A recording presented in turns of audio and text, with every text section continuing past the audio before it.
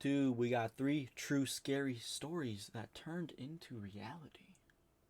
Or, yeah, that's what I think it is.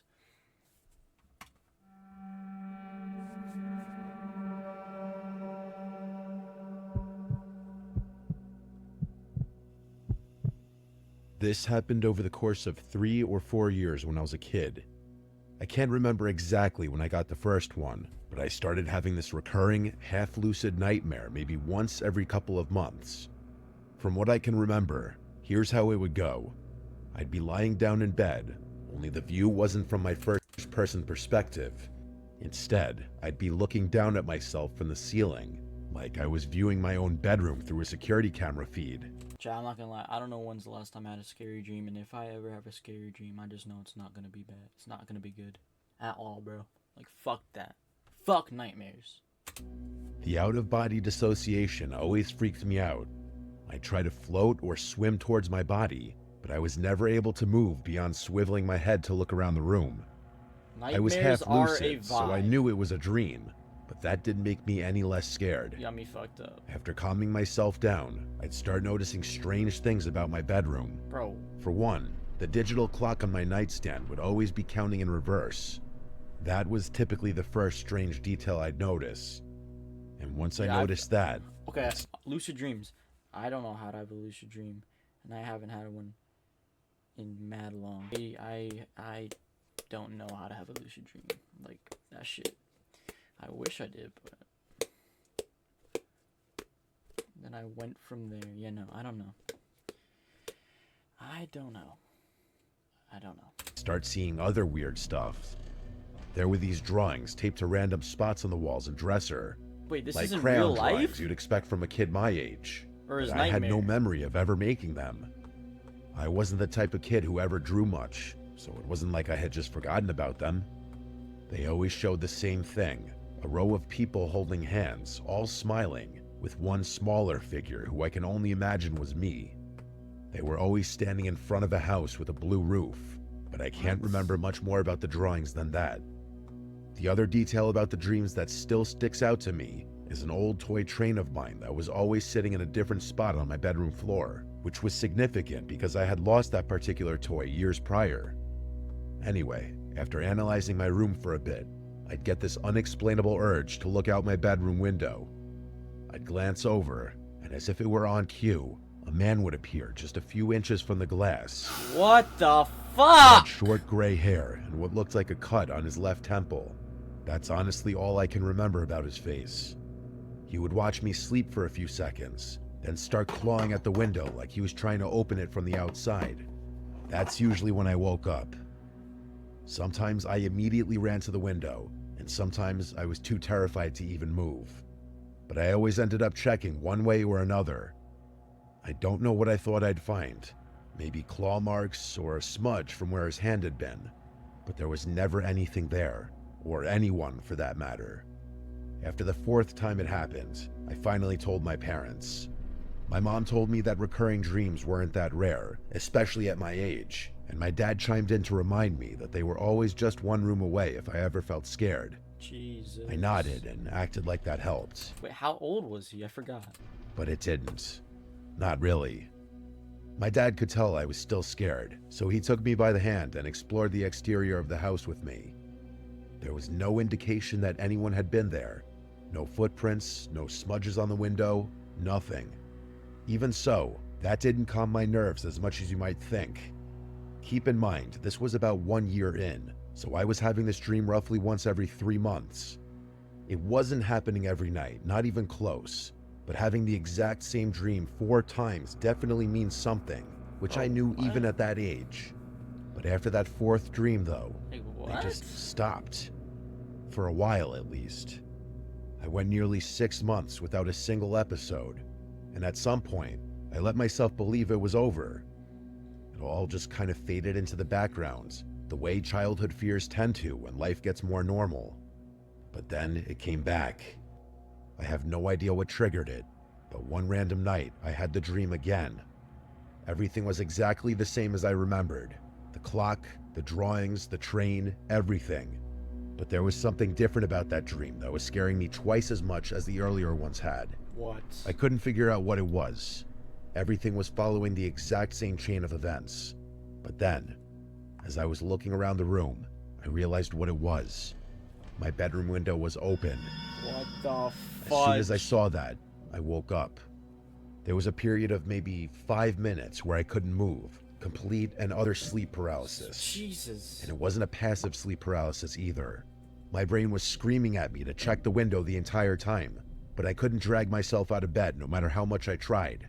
That's fucking On top of that, insane. I felt significantly colder, as if cold air was blowing through my bedroom window, which I was convinced was wide open.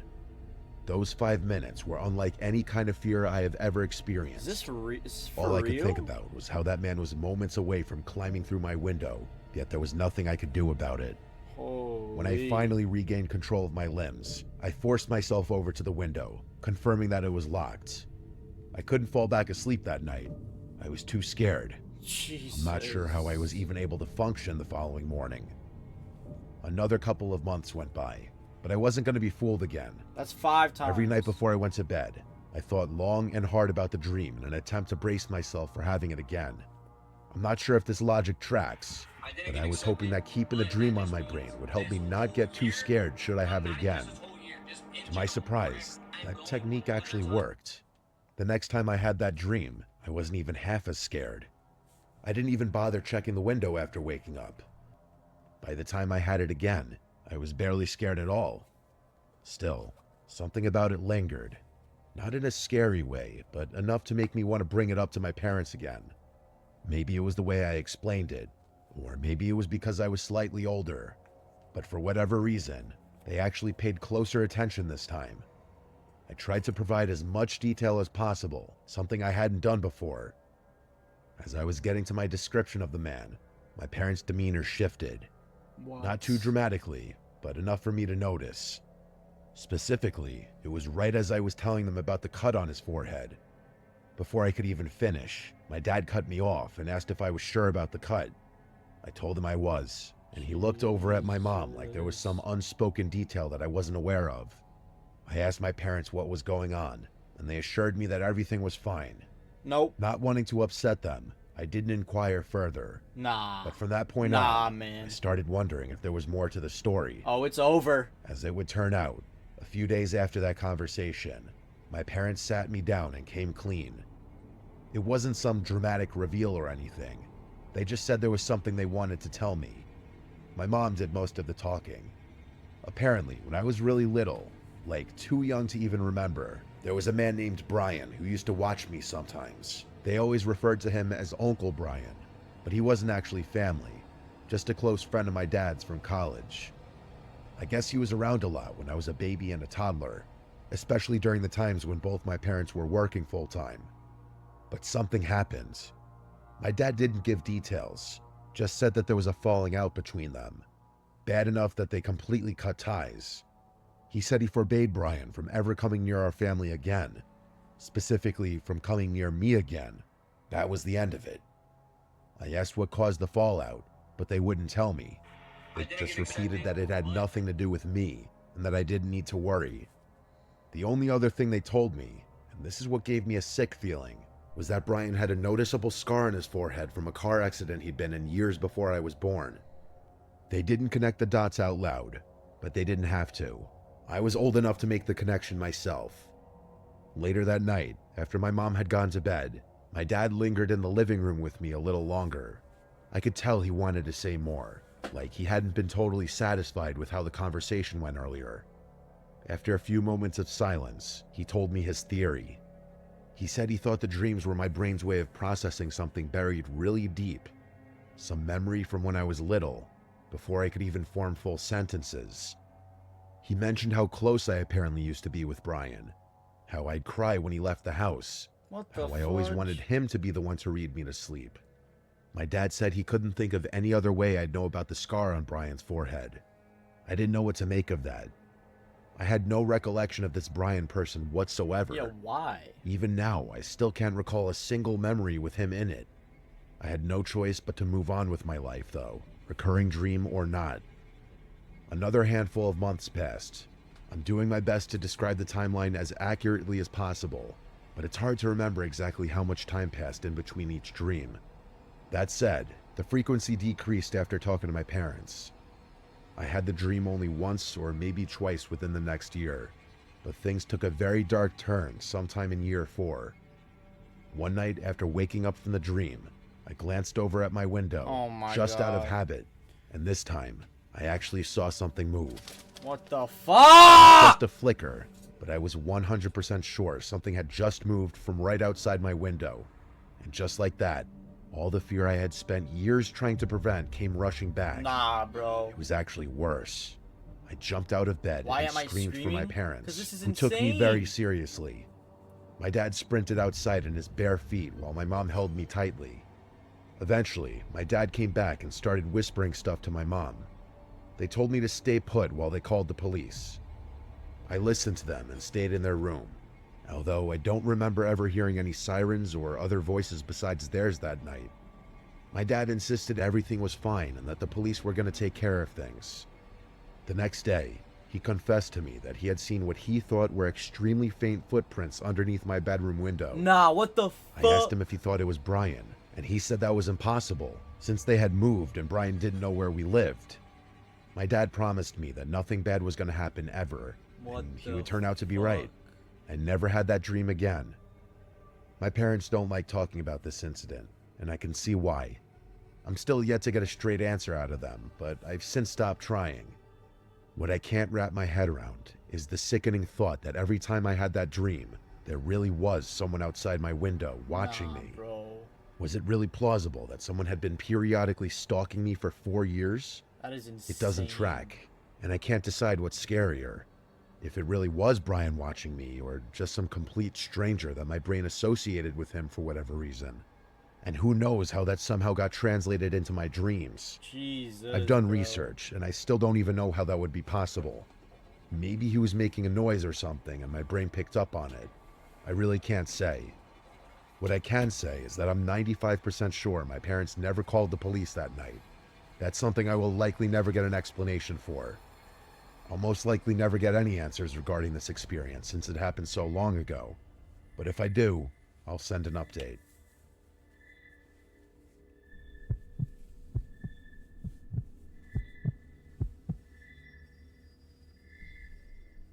I'm gonna keep this as short as possible.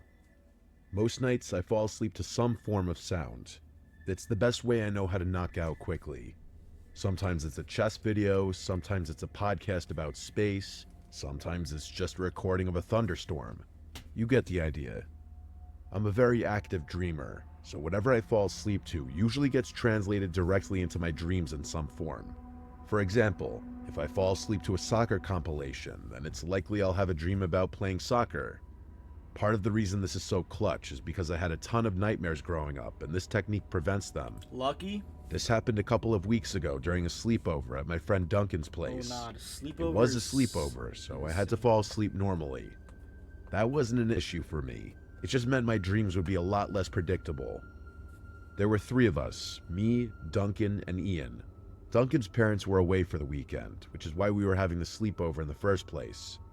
He has a lot of big, comfy couches in his living room, so that's where we all slept. That night, I had one of the most vivid dreams I've had in a while. I was out at sea on this small sailboat. I don't even know where it came from. I've never been on a sailboat in my life. The water was super choppy, and I remember the sky being this weird mix of dark purple and gray. The wind was howling, but not in a scary way. It kind of felt like I was in a movie or something. Bro, what? Then the boat lurched. I couldn't see what we hit, but I definitely felt it. Whatever it was, it knocked the whole sail sideways and cracked something underneath. Water started gushing in through the bottom, and I remember trying to plug the hole with my jacket, which obviously wasn't doing anything. I started panicking. Yo, what's good, bro? Thank you for coming in. Thank you. We are reacting for a little bit, and then I'm gonna do a hardcore world. So thank you. Like full-on helpless panic, and just as the boat started to sink, a dolphin jumped out of the water, locked eyes with me, and said in perfect English, "Wake up." That instantly snapped me awake. I'm usually pretty groggy after waking up, but this was different, although I didn't know why yet. I looked around the room, trying to figure out if anything was different or strange, but everything looked normal. My friends were sleeping next to me, and the living room was exactly how we left it. You know that weird in-between phase right after you wake up where you can't really process information accurately? That's what I was experiencing. A few seconds later, though, my brain started functioning properly, and I picked up on a sound that was definitely out of place. There was this distinct rushing sound coming from somewhere upstairs. It wasn't muffled like you'd expect if a faucet was just dripping. It was consistent, like a hose or something. That must have been why I had that wonky dream about the ocean. Mind you, this is at a I sat there for a second, sleepover. trying to figure out what I was hearing. Then, like an idiot, I got up to check it out myself. I crept up the stairs, trying to make as little noise as possible. The noise got louder with each step. I'm not gonna lie, you gotta be something like a baby to have a nightmare at a fucking sleepover, bro. Like, what the fuck? Like, my guy, bro. It's definitely running water, and it was coming from the upstairs bathroom at the end of the hallway. The door was slightly cracked open, and even from a distance I could see the sink. One of the knobs was turned all the way to the right. The water was just gushing out, full blast. There was no way that could have happened on its own. It didn't even make sense. I got close to the doorway and was about to step in, but something made me stop. The bathroom up there is pretty big. It's got this long counter and a bathtub with a curtain, plus this awkward corner where the toilet is.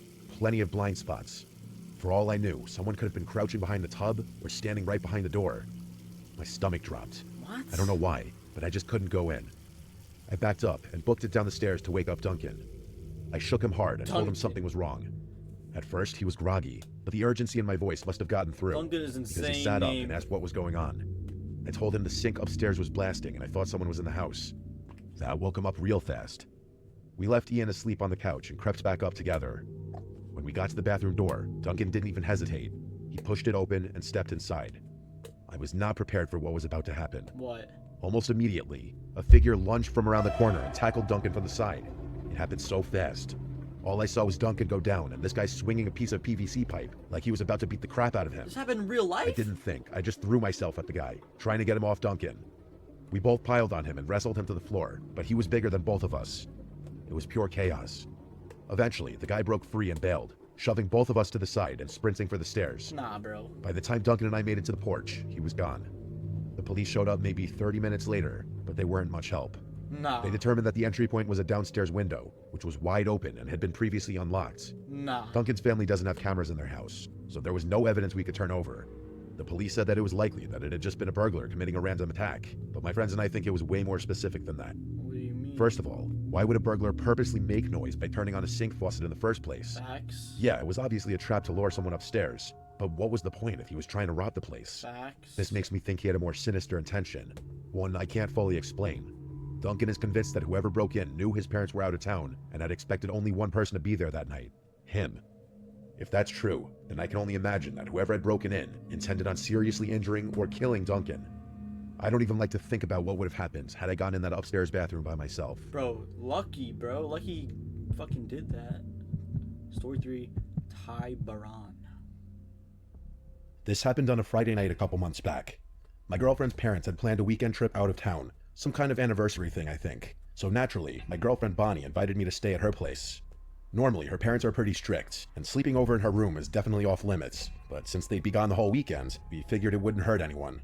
Bonnie lives in one of those suburban neighborhoods where every house looks the same, quiet enough that by 10 o'clock it always feels deserted. Like some back Honestly, room that place shit. creeps me out a little whenever I leave late at night, so I was relieved at the thought of just staying put for once. I showed up around 8, brought snacks, and we watched a movie. Type The shit. usual stuff. Type. Bonnie's room is on the second floor facing the backyard, and from her window, you can just barely see into the dense line of trees that borders their property. Holy. They don't have much exterior lighting, so at night it's pitch black out there, like looking straight into a void. IKEA Bonnie ass has a room, queen-size bro. bed, so we both had plenty of space, enough that we could stretch comfortably without crowding each other. I'll skip the rest of the irrelevant stuff. We eventually turned off the TV around midnight and drifted off. I don't remember falling asleep, but I vividly remember the unsettling dream that followed. Now, before I tell you about it, I want to say one thing.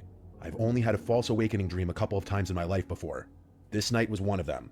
For anyone who's never had one, it's a really strange and almost transcendent experience. Dreams like the one I'm about to describe are actually the main reason I believe there are things in this world beyond those that we can see. In the dream, I woke up abruptly to the unmistakable sound of a door slamming shut somewhere downstairs. Before I could even process it, rapid footsteps started racing up the stairs. Without hesitation, I shot up in the bed with the intention of intercepting whoever had broken in, but something stopped me. Bonnie's room looked identical to how it had looked when we went to sleep. Every detail exactly as it should have been, except for one thing that I could still picture in my mind's eye even now. A thin yellow glow spilling into the bedroom from the crack beneath the bedroom door. It was just a sliver of light, but for some reason, I couldn't tear my eyes away from it. All my confidence was gone. My vision began tunneling into this little bar of light as everything else started fading to black. The footsteps made it up the stairs and started storming towards the door, but I couldn't do anything about it. I was frozen. And then, silence. I was still fixated on the light below the door when the voices started. At first, it was just one voice, a woman's voice, saying all sorts of nasty things about me. Insults about my appearance, my outlook on life, my future, but then things started getting more personal. It knew things about me, deeply personal things I'd never shared with anyone, not even Bonnie. It started reciting events from my past, things I had said, things I had done, things no stranger would know, things no stranger could know. One voice became two became three, and before I knew it, there were 100 voices tormenting me with my darkest, most repressed secrets. It genuinely felt like the darkest pieces of my brain were being dragged out of my head and thrown under a microscope. I couldn't take it anymore. I threw off the covers, bolted across the room, and swung open the bedroom door, ready to confront whoever was harassing me. But the instant the door opened, every light in the house snapped off, and I was plunged into pure darkness. The voices stopped, and the air turned ice cold, sharp enough to sting my skin. And for a split second, it felt like I'd stepped into another world entirely. I stumbled backwards in a disoriented haze until I found the bed, then scrambled under the covers like I was 6 years old again. Jesus. And then I woke up. Only I was still dreaming at that point. I just didn't know it. What the? I sat up slowly, obviously still scared, but trying to reassure myself that the nightmare was over. But to my horror, when I looked at the bedroom door, I saw that same beam of light pouring into the room. And then I heard it. The downstairs door slamming shut again, followed by those same frantic footsteps stomping up the stairs.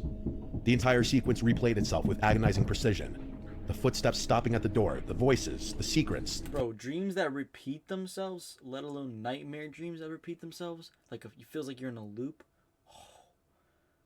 Oh, hell no, bro. Fuck that, bro. Like, hell no. The whole thing. I couldn't help myself. I again ran towards the door and threw it open, only to experience that same cold darkness as before. When I finally woke up for real, my heart was racing. I was 75% sure I had actually woken up, but I was so disoriented from the strangeness of that double false awakening dream that I couldn't be sure. Bonnie was sound asleep next to me, completely unaware of what I had just been through. That's when I knew I was awake for real. In my dream, I hadn't even thought to look over at the other side of the bed. I started to relax, but when I sat up to look at the bedroom door, I damn near screamed. There, under the door, was that same strip of light that I had seen in my dreams. It was the exact same image. It did make sense. Bonnie and I were alone, and every single light in the house was supposed to be off. For a second, I just stared, unsure of what to make of what I was seeing. But then I heard footsteps downstairs, clear as day. Someone was inside the house. Another dream. Right away, I knew we were being robbed. Without another thought, I pulled out my phone and discreetly called the police. After telling them what was happening, I tiptoed over to the door just to make sure it was locked. Then, I crept back to Bonnie and gently woke her up, putting my hand over her mouth so she wouldn't accidentally make a noise. She didn't scream or anything when I told her, which was a huge relief. It felt like forever, but after a few tense minutes, the police arrived at the house. Things got loud downstairs. The police actually kicked in the front door, and there was a bunch of shouting. When I felt like it was safe to do so, I went downstairs just in time to see two masked men being ushered into a police car in cuffs. I talked to the officers for a bit and thanked them before going back upstairs. It was late, but Bonnie's parents rushed back from their trip early once they heard what had happened. They weren't even mad that I had stayed the night. After hearing my story, they were actually grateful. About a week after that, Bonnie called me with more information. The officers told her parents that the two men who had been arrested admitted to breaking in because they'd seen a Facebook post about their trip and didn't think anyone would be home. Oh my days, bro. Crazy, bro. Do y'all even think this is real? But if it was, that's insane. But I don't even know if this could be real, bro. I don't even know.